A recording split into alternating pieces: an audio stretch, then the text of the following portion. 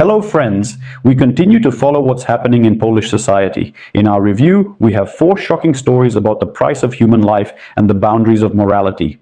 We have cynical robberies, a harsh sentence for a street racer, and of course, unfortunately, tragedies. We analyze the tragedies to see where recklessness ends and pure crime begins. Even though the news isn't cheerful, to put it mildly, please give a like and subscribe to the channel right now, a like in support of aerodynamics. Friends, huge thanks to everyone who doesn't mind spending 2 seconds. Well, let's get down to business. Our first story comes from Warsaw, Ursunov district. Yes, this case is textbook in terms of its cynicism, put it straight into textbooks on the degradation of public morals. A 55-year-old man was just walking down the alley. He was walking, and then, as they say, he suddenly collapsed. He fell unconscious on the sidewalk.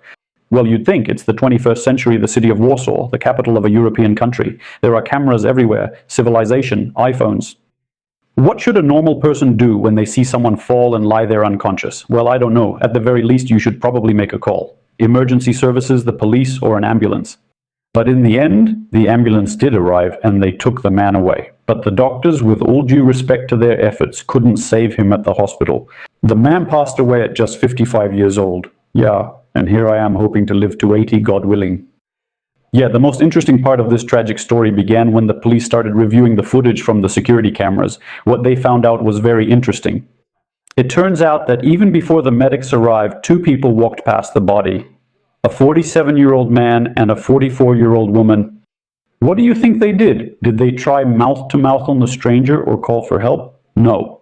These individuals, after assessing the situation, switched to a completely different mode. I don't even know what to call it. Why should we save a person? Or at least call someone. Maybe they didn't have any money on their phones. When he had so many interesting things piled up in his pockets. Completely unfazed by the fact that the person might be passing away right in front of their eyes, this pair cleaned him out. They snatched his cell phone, his transit pass, his cash, and even grabbed his bag of groceries. Yeah, just so you know, these weren't Ukrainians. Yeah. They displayed blatant audacity, robbing a helpless person and continuing as usual. The police acted quickly. They identified the kids. They came to their address with a search warrant and found all the loot there, including the deceased's phone. Yes, well, these people, I have to say, didn't try to deny anything. They immediately confessed to everything. And now, in my opinion, we come to the most interesting part, the legal side of the matter. The investigators charged them with conspiracy, particularly brazen robbery, and most importantly, failure to provide assistance to a person in a life-threatening condition. Altogether, this couple is facing 8 years. 8 years. Let me know in the comments, do you think this is fair or not for something like this? But the prosecutor showed incredible humanity. Okay, the police's request for arrest was denied. They said, why should they sit in jail until the trial? It's not necessary for them. We'll just release them under police supervision, and we'll ban them from leaving the country. So, people who basically left someone to die for someone else's phone and a bag of food are now freely walking around Warsaw under travel restrictions. Well, that's triumphant humanism and the triumph of the law for you, my friends. Let's see how this circus ends.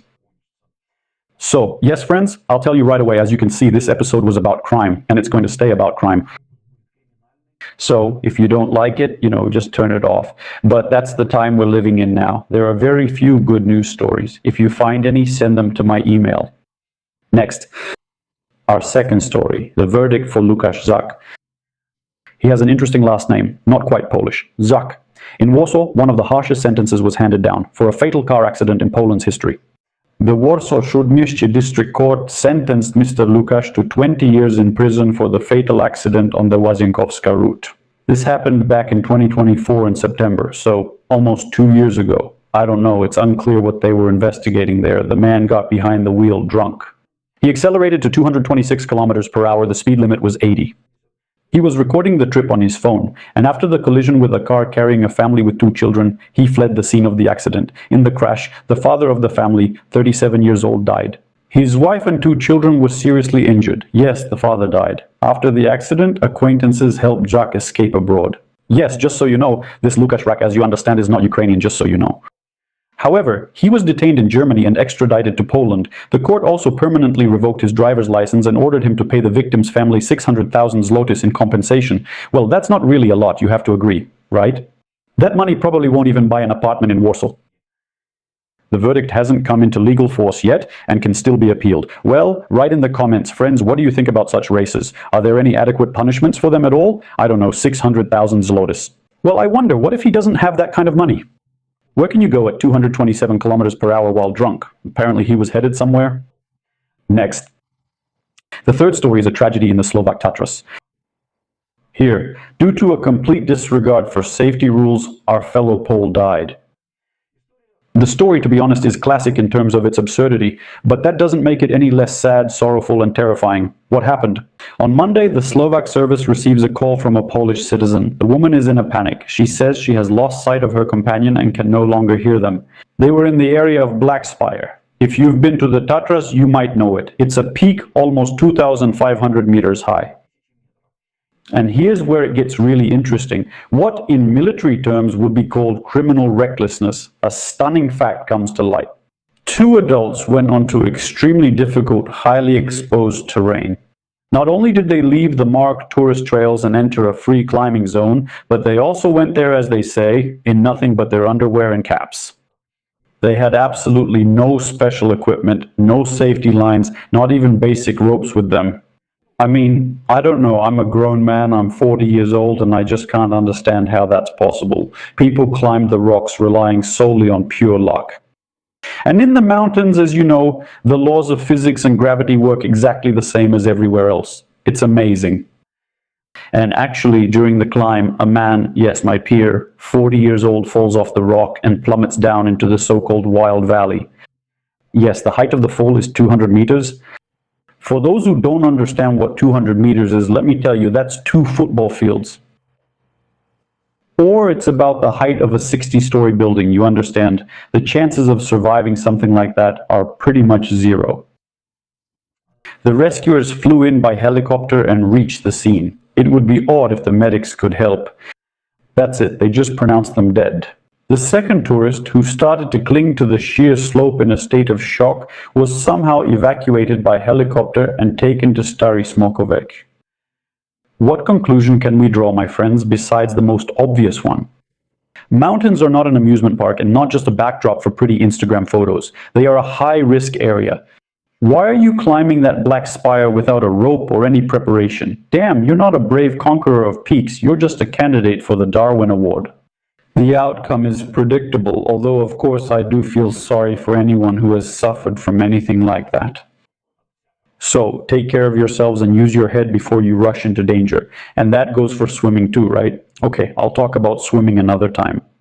We have another interesting story, though it's a very sad one. Actually, I should probably make a playlist. Crime, true crime.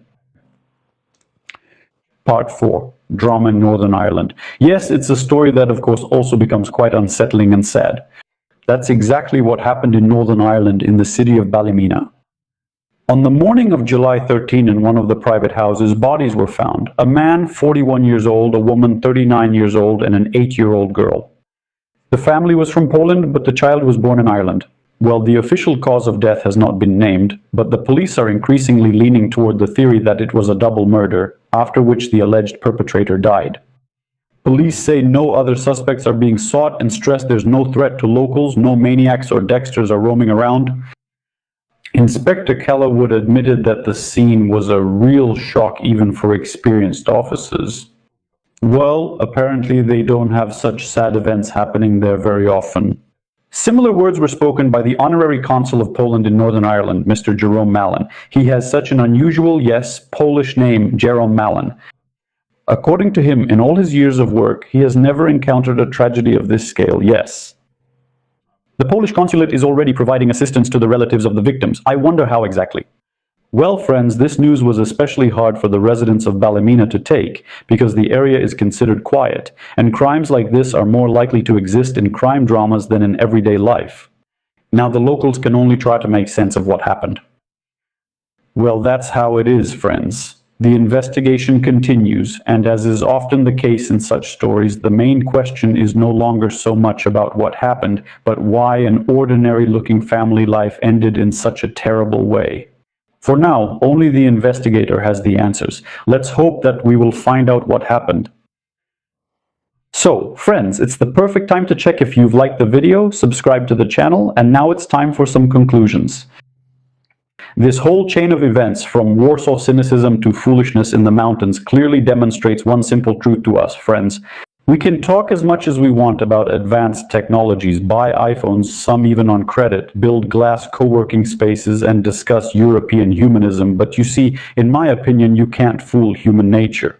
As soon as you remove some kind of external control or create the illusion of impunity, even a seemingly decent citizen of the 21st century instantly reveals a primitive opportunist. One person climbs a sheer cliff wearing just a cap, relying on the eternal Polish "it'll work out somehow," while another floors the gas pedal and goes over 200 thinking, well, I don't know what he was thinking, that he's some kind of immortal king of the road or something. Well, and the first characters just go ahead and pick the pockets of a dying person. That's just some kind of textbook audacity for the sake of a few coins. The conclusion, friends, is harsh but logical. No amount of technological progress automatically makes society more conscious or kinder. Without clear inner discipline, without a functioning law, and most importantly, without the habit of using your head even a little, a person instantly regresses to a primitive state. So, dear friends, to those who watched up to this point, thank you very much. Let's look at things soberly. Don't kid ourselves, follow safety precautions, and try to remain human no matter what. That's all for now. Huge shout out to the working class. See you next time.